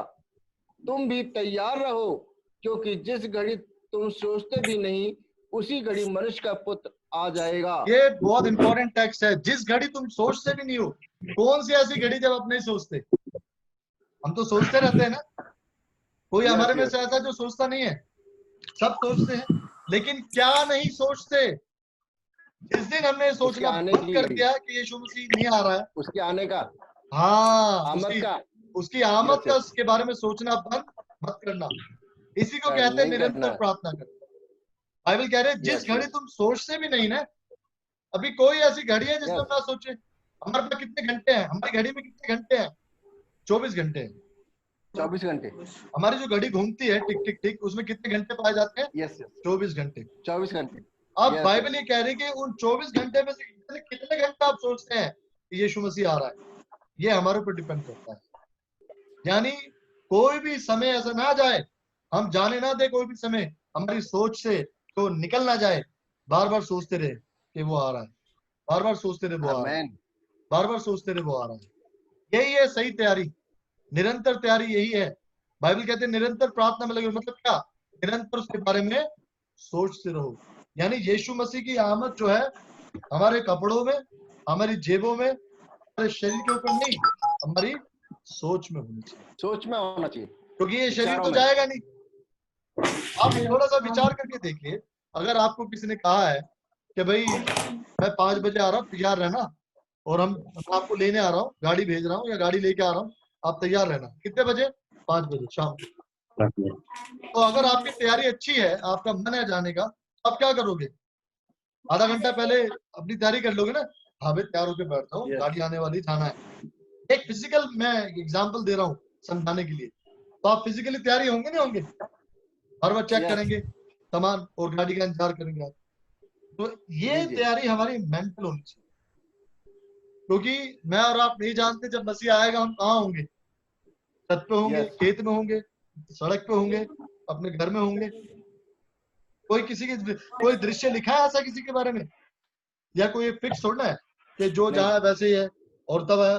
कोई पता नहीं है। सर्दी होगी, गर्मी होगी, बारिश हो रही होगी, क्या होगा ये जरूर लिखा है तुरही फूकी जाएगी और परमेश्वर का बेटा आसमान के बादलों पर जाहिर होगा, आएगा। लेकिन लेकिन लेकिन उससे पहले जो सबसे बड़ा जो चिन्ह है, मसीह विरोधी का काम करना परमेश्वर के विरोध में। अभी एंटी क्राइस्ट जो है मसीह विरोधी, वो अकेला नहीं है। आप प्रकाशित वाक्य 13 अध्याय में देखेंगे, पहले पद से लेके 10 पद तक मसीह विरोधी यानी शैतान का जो नुमाइंदा है, जो एंटी क्राइस्ट, जिसको नाम दिया गया है रोमन कैथोलिक चर्च, उसे एक पशु के रूप में दिखाया गया है, जो आप 13 अध्याय में देखते हैं। और वो कैसे काम करेगा, अब मैं एक एक आयत आपके लिए पढ़ूंगा और मैं उस पर आपके साथ बातचीत करूंगा। 13 अध्याय का पहला पद, प्रकाशित वाक्य। तो जिस घड़ी हम सोचते भी नहीं है ना, उस समय आ जाएगा मुझसे। अब आप ये विचार कर लीजिए, हम कब नहीं सोचते, ठीक है ना, ये हमारी सोच पे डिपेंड करता है। ओके, प्रकाशित वाक्य 13 अध्याय, यहाँ लिखा है पहले पद में, आप सब प्लीज ध्यान से सुनिए, मैं पढ़ रहा हूं आपके लिए।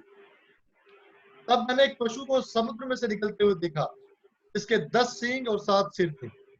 पूरी बाइबल में, प्रकाशित वाक्य की पूरी किताब में या डैनियल की पूरी किताब में जहां भी आपको 10 सींग और 7 सिर का जिक्र पाया जाता है, लिखा है वो सिर्फ और सिर्फ रोमन एम्पायर के बारे में लिखा है। किसके बारे में लिखा है? Roman empire. जी, रोमन एम्पायर को आज हम पेपल रोम के रूप में जानते हैं, ठीक है। ये वो पेपल रोम है जो धार्मिक शक्तियों को लेकर इस बात का दावा करता है कि वो मनुष्य और परमेश्वर के बीच में क्या है? बिचवई है।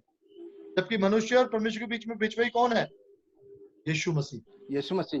जी, तो ये कौन है, इस बात को ध्यान रखें। ये जो पहला पशु समुद्र में से निकला, यानी लोगों में से निकला।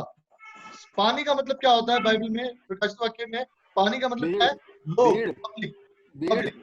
जी, लोग, अगर आप इसको देखना चाहते हैं कि पानी का मतलब पब्लिक होता है, तो आप यहाँ प्रकाशित वाक्य 17 की 15 में देख सकते हैं। प्रकाशित वाक्य 17 की 15 में पानी का मतलब बताया गया है। शगुन, क्या लिखा है वहां 17 की 15 में? हाँ। Then the angel said to me, the waters you saw where the prostitute sits are peoples, multitudes, nations and languages. जी, तो पानी का मतलब क्या है? People, multitudes, language. यहाँ आप देख सकते हैं जो समुद्र का मतलब क्या है? पब्लिक, लोग।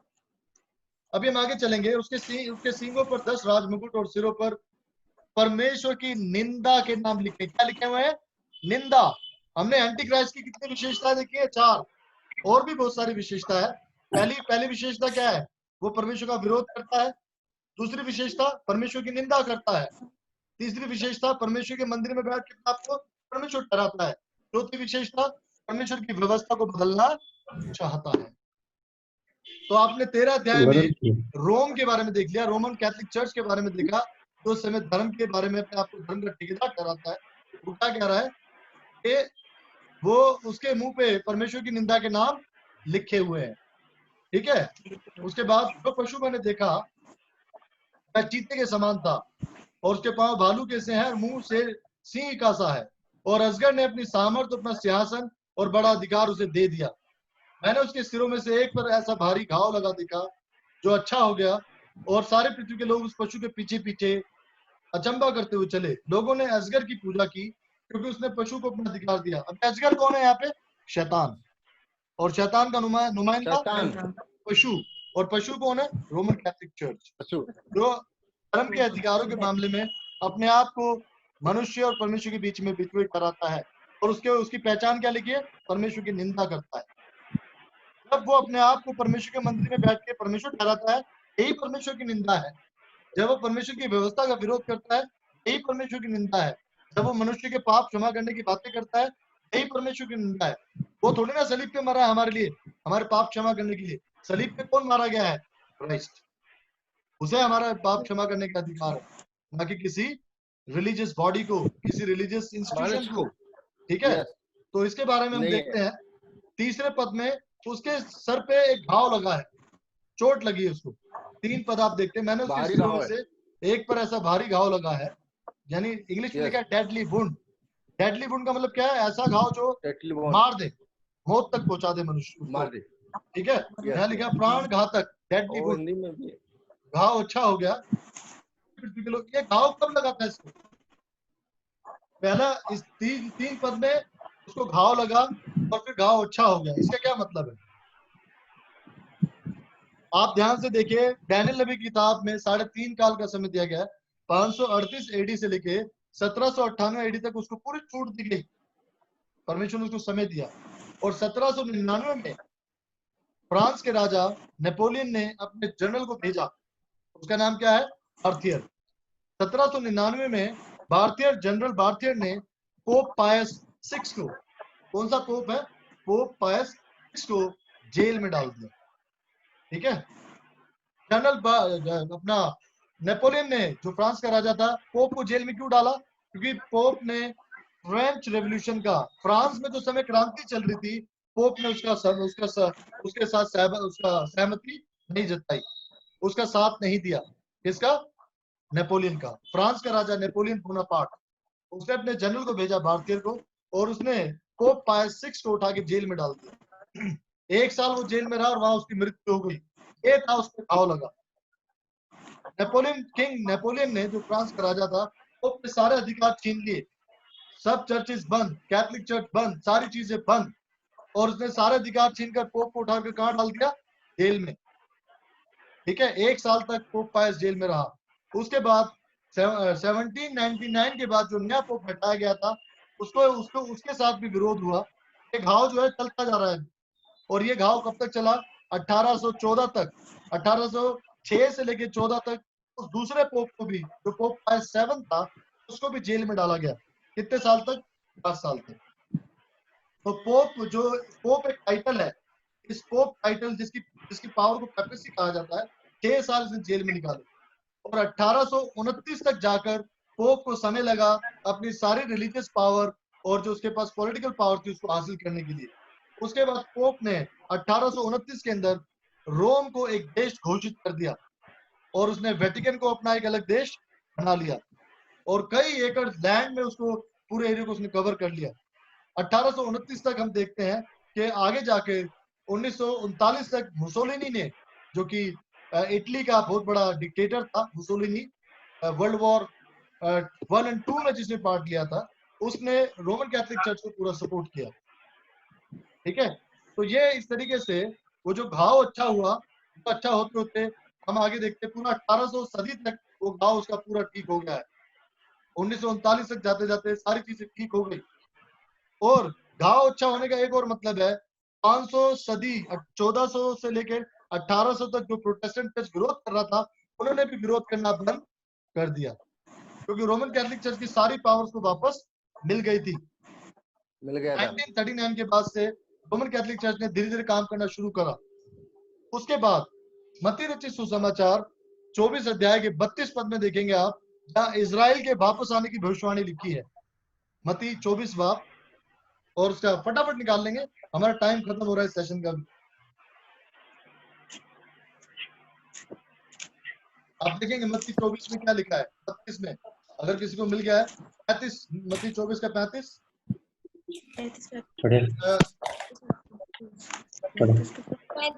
32 क्या लिखा है?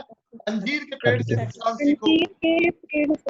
हाँ, मैं पढ़ रहा हूँ आपके लिए, मैं पढ़ रहा हूँ। अंजीर के पेड़ से यह हाँ। दृष्टांत सीखो, जी, जब उसकी डाली कोमल हो जाती हैं और पत्ते निकलने लगते हैं, हाँ, तो तुम जान लेते हो कि ग्रीष्म काल निकट है।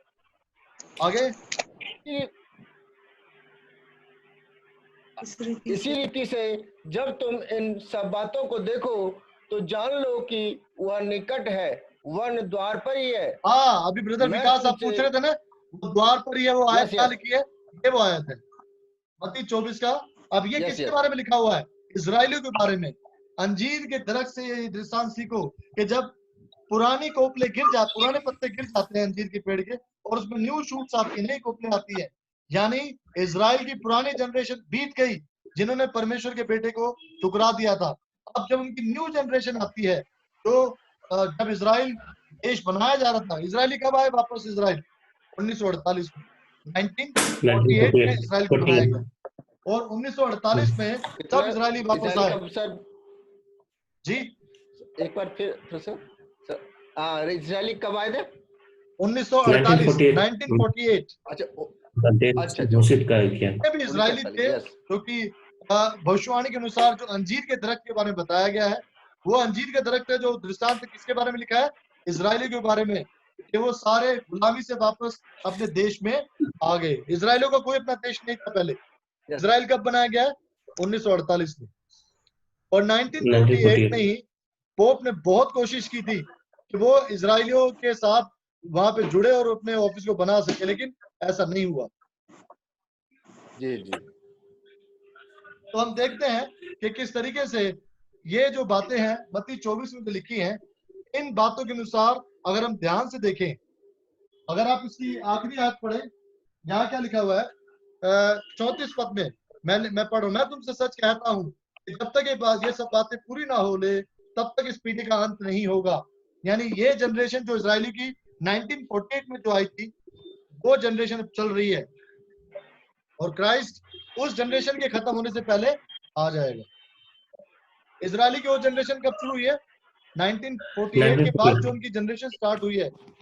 अभी 1948 अभी तो अभी की बात है, उसमें से बहुत सारे तो 100 साल के भी नहीं हुए होंगे। अभी हमारे देश को आजाद हुए कितने साल हो गए?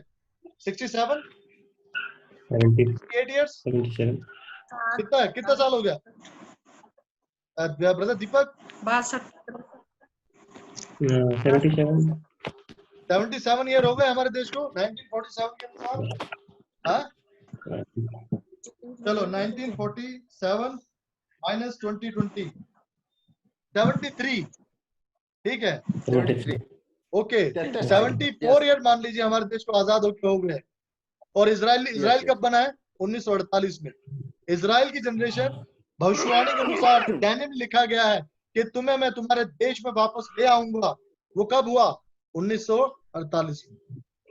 और पोप का जो घाव है वो कब अच्छा हुआ? 1829 तक वो घाव अच्छा होता रहा। 1873 तक वो घाव पूरी तरह ठीक हो गया, जिसे आप पढ़ेंगे। और वो घाव ठीक होने का मतलब क्या है? प्रोटेस्टेंट चर्च वापस कैथोलिक चर्च में मिल जाएगा, उसकी पावर वापस आ जाएगी और वो फिर से परमेश्वर के लोगों का विरोध करेगा। जैसे 12 अध्याय में उसने कलीसिया को सताया, लिखा ना, स्त्री जंगल में भाग गई, वापस उस कलीसिया को फिर से सताया जाएगा, जो कि प्रकाशित वाक्य में लिखा गया है। तो 13 बाब की पहली जो आयत से एक आयत से लेके 10 आयत तक रोमन कैथोलिक चर्च को शैतान का नुमाइंदा और पहले पशु के रूप में दिखाया गया है, जो समुद्र से बाहर आया। और उसकी पहचान क्या है? परमेश्वर की निंदा करता है, परमेश्वर का विरोध करता है, परमेश्वर के मंदिर में बैठकर अपने आपको परमेश्वर ठहराता है और परमेश्वर की व्यवस्था बदलना चाहता है। ये सारी चीजें जो पहले पशु यानी रोमन कैथोलिक चर्च में है, वो जब आप 13 अध्याय की 10 आयत से पढ़ेंगे तो आपको समझ में आएगा कि वो दूसरा पशु कौन है। और ये विषय हम अगले सप्ताह डिस्कस करेंगे। परमेश्वर आप सबको आशीष दे। Thank you sir. तब तक के लिए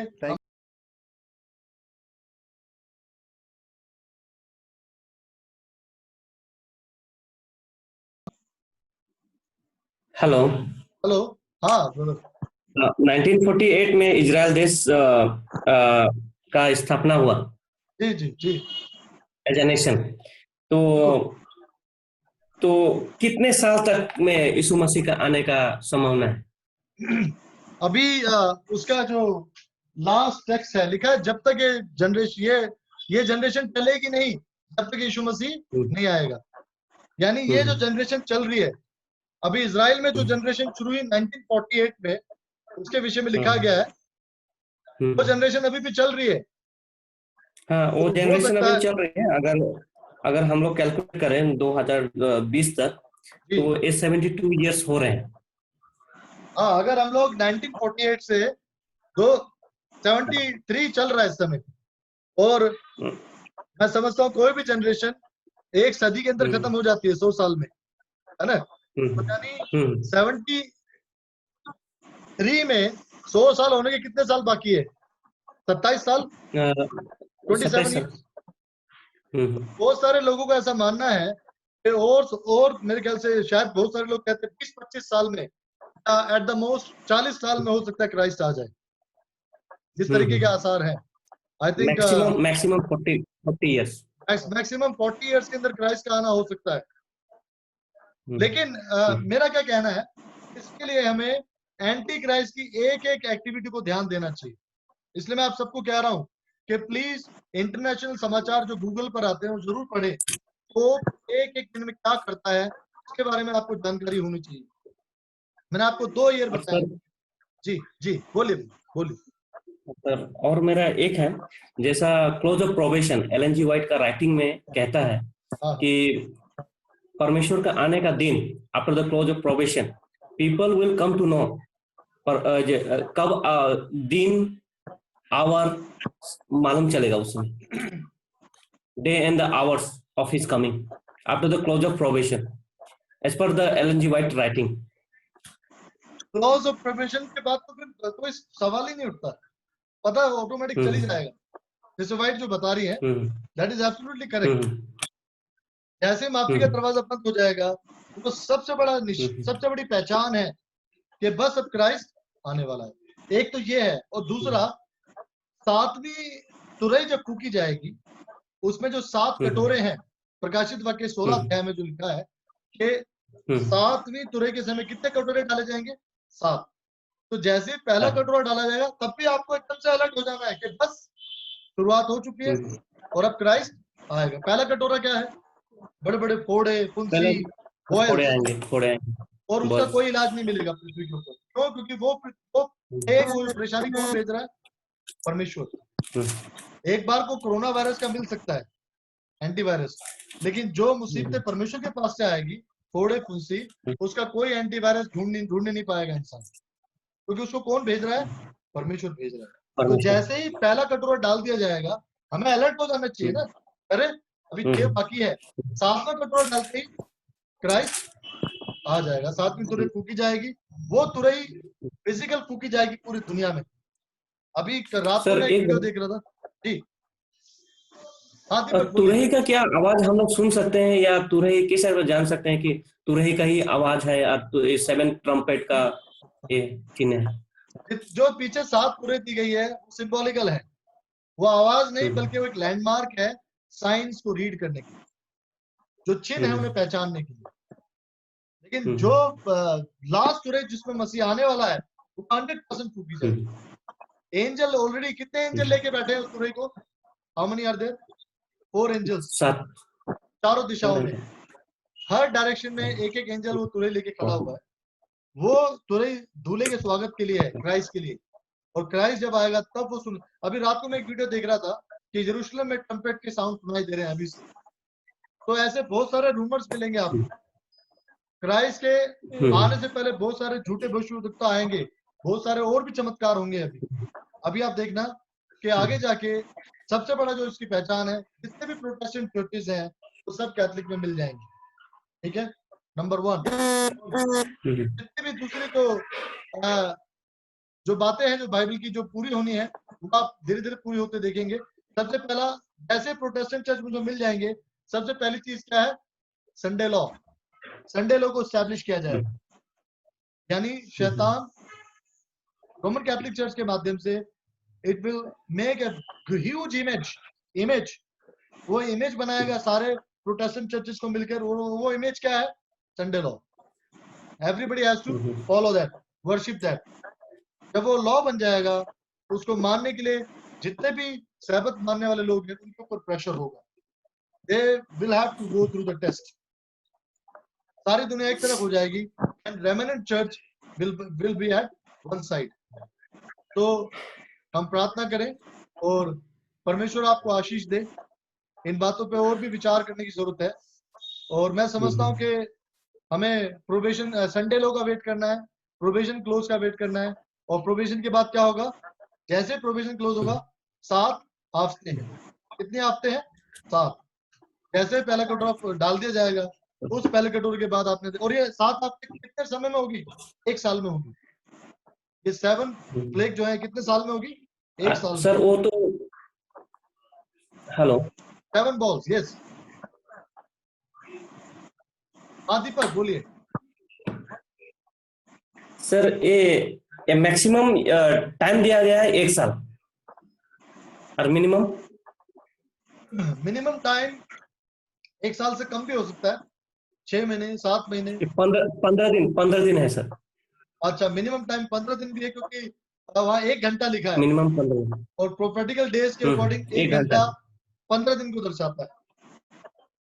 हम्म, तो 15 दिनों का समय हमारे पास ये हो सकता है कि हमें तैयारी करनी पड़े पहले, इसलिए मैं बता रहा हूँ, जैसे पहला बॉल डाल दिया जाएगा आपको पता चल जाएगा कि लोगों में चारों तरफ जो है ये जो पेंडेमिक है, फोड़े फुंसी हर जगह उठने शुरू हो जाएंगी। बिब्लिकल स्कॉलर, बहुत सारे बाइबल स्कॉलर ऐसे कहते हैं कि जो फोड़े फुंसी आने का कारण एक क्या है, जितने भी लोगों ने चिप लगा रखी है 666 की चिप, छोटी सी चिप है, किसी के यहाँ पर है, किसी के माथे पर है, वो केमिकल रिएक्शन कर जाएगी उनकी बॉडी में, और उसकी वजह से वो चिप जो है, चावल के दाने जितनी है, एक मेटल है, और वो मेटल के अंदर सारी इंफॉर्मेशन है। वो एक सेंसर है जो आपकी बॉडी से जुड़ा हुआ है, और आपके डॉक्टर से, आपके बैंकर से, आपके ग्रोसरी वाले से, बिग बाजार, सबसे वो आपका सेंसर कनेक्ट है वो चिप से। वो 666 के बारे में आपको पता है, वो चिप का केमिकल रिएक्शन बहुत सारे लोगों को होगा और उसी से फोड़े फुंसी होंगे। जब तक लोग उसको ठीक करने बैठेंगे, दूसरा कटोरा डाल दिया जाएगा। जब तक लोग दूसरे कटोरे से बचने की कोशिश करेंगे, तीसरा कटोरा डाल दिया जाएगा। कितने कटोरे हैं? How many bowls are there? 7 bowls हैं। 7 तो 15 दिनों में भी हो सकते हैं और फिर थोड़ा उसके आगे पीछे के समय में भी हो सकते हैं, लेकिन पहला लैंडमार्क पहचान लिया तो बाकी 6 गिनने आसान है ना। पहला जब गिन जाएगा तो पता चल जाएगा, अरे स्टार्ट हो गया, पहला कटोरा डाल दिया गया और अभी बाकी 6 आने वाले हैं। तो हमें प्रार्थना करने की जरूरत है। जी पूछिए। मेरा एक क्वेश्चन ये है कि जैसे रेवलेशन 13 चैप्टर 13 और वर्स 18 में लिखा है ना कि नंबर 666 के बारे में बोला गया है, तो मैं पूछना चाह रही हूँ 666 ही क्यों, मतलब ये नंबर क्यों? क्योंकि जो अभी मैं और आप तो डिजिट देख रहे हैं ना, 66 हम तो डिजिट देख रहे हैं, मनुष्य का, लेकिन ये एक सेंटेंस है। लैटिन लैंग्वेज में ये एक सेंटेंस है, रोमन भाषा में ये एक सेंटेंस है। ये एक सेंटेंस है। सेंटेंस क्या लिखा है? विकारे विस फिलिडाई। आप लिख सकते हैं विकारे VICARE, विकारे वियस VIAS फिलिडाई। जब आप विकारे वियस की, V यानी रोमन का 5 है, रोमन लेटर में V यानी 5। आप इसकी गिनती वहां देख सकते हैं, नेट पे है। विकारे वियस फिलिडाई एक सेंटेंस है, एक वाक्य है, और इस वाक्य का मतलब क्या है? परमेश्वर का बेटा, सन ऑफ गॉड। और वो सन ऑफ गॉड का ताज कौन पहनता है? पोप। अब आप समझ गए, सन ऑफ गॉड पोप ने आपको क्या क्या कहता है? मैं परमेश्वर का बेटा हूँ।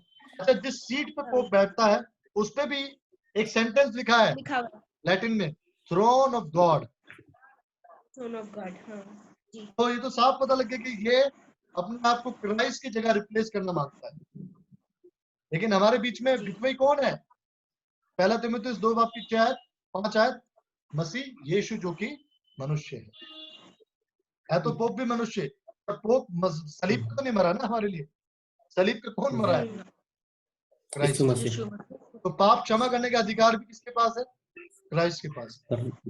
यीशु मसीह की आमद लेकर भी कौन आ रहा है? क्राइस्ट। शैतान ने प्रोटेस्टेंट चर्च के दिमागों में ये डालकर कि एंटी क्राइस्ट अभी आया नहीं आएगा, सारी की सारी इनकी स्टडी को डिस्टर्ब कर दिया। बहुत सारे इस वक्त प्रोटेस्टेंट चर्च भी इसी बात को मान के चल रहे हैं कि Roman Catholic church anti Christ नहीं है। पहले 500 साल तक वो ये गाना गाते रहे, Roman Catholic church anti Christ है, वी आर प्रोटेस्टेंट ये कैथलिक, वी आर प्रोटेस्टेंट ये कैथलिक। अभी क्या हो गया है? प्रोटेस्टेंट रहे ही नहीं, क्योंकि वो सारे वापस कैथलिक में चले गए। जब आप वापस कैथलिक के साथ दोस्ती कर लेते हैं तो प्रोटेस्ट खत्म हो गया ना। Where is a protest? And when there is no protest, where is a Protestant? Finish, कुछ नहीं बचा उसके बाद। तो अभी परमेश्वर के लोग एक तरफ है और जो एंटीक्राइस्ट उसके लोग है वो एक तरफ है। उत्पत्ति 3 बाब की 15 आयत, मैं तेरे वंश के बीच में और इसके वंश के बीच में क्या उत्पन्न करूंगा? बैर। वो बैर अब शुरू होगा, यानी विरोध, एंटी, राइट। तो यहां हम देखते हैं कि इस तरीके से 2 पशु हैं प्रकाशित वाक्य 13 अध्याय में। उस दूसरे पशु के बारे में हम अगले सेशन में सीखेंगे। परमेश्वर आपको आशीष दे। कोई क्वेश्चन है किसी का? अगर नहीं है तो हम आगे चलेंगे। हम लोग प्रार्थना करके इस सेशन को खत्म करेंगे। आइए हम सब प्रार्थना करेंगे।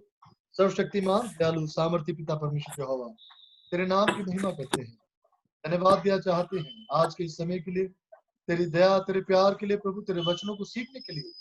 तेरा आगमन निकट है, बल्कि द्वार ही पर है।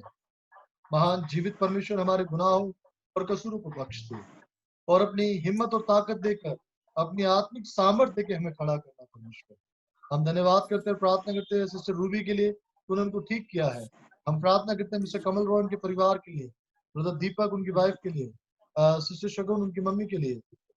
हम प्रार्थना करते हैं ब्रदर सैमसन के लिए, उनके परिवार के लिए। हम प्रार्थना करते हैं आज ब्रदर अरुण हमारे बीच में नहीं जुड़ पाए, ब्रदर विजय आज हमारे बीच में नहीं हो सकते हैं, और भी बहुत सारे लोग हैं प्रभु जी जो हमसे जुड़ना चाहते थे। ब्रदर विकास के लिए, उनके परिवार के लिए प्रभु तेरा अनुग्रह चाहते हैं। होने दे महान ईश्वर, जो हम सीख रहे हैं अपनी पवित्र आत्मा की सामर्थ्य से हम पे इन बातों को जाहिर कर, ताकि हम तैयारी कर सके। सारा आदर महिमा हम तुझे को देते हुए आज की सभा को, आज की स्टडी को तेरे हाथ में सौंपते हुए, तेरे आशीष मांगते हुए, ये प्रार्थना बड़े धन्यवाद विश्वास के साथ प्रभु यीशु मसीह के नाम से मांगते हैं, आमीन। आए हमारे बाप जो आसमान में है, तेरा नाम पाक माना जाए, तेरी बादशाहत आए, तेरी मर्जी जैसे आसमान में पूरी होती है वैसे ही जमीन पर भी हो। हमारे रोज की रोटी आज में बख्श दे, जिस तरह हम अपने कसूरों को माफ करते हैं, तू भी हमारे कसूरों को माफ कर। हम आजमाइश में पड़ने दे, बल्कि बुराई से बचा ले। बादशाह कुदरत जलाल हमेशा तेरे ही है, आमीन। अब हमारे खुदा यीशु मसीह का फजल, खुदा बाप की मोहब्बत, रूह पाक की रिफाकत और शराकत अब से लेकर हम मसीह के साथ कुल जहान के ईमानदारों के साथ अब्दुल्लाबाद होती रहे, आमीन। आमीन। आप सभी को हैप्पी सैबत, गॉड ब्लेस यू, परमेश्वर आपके साथ।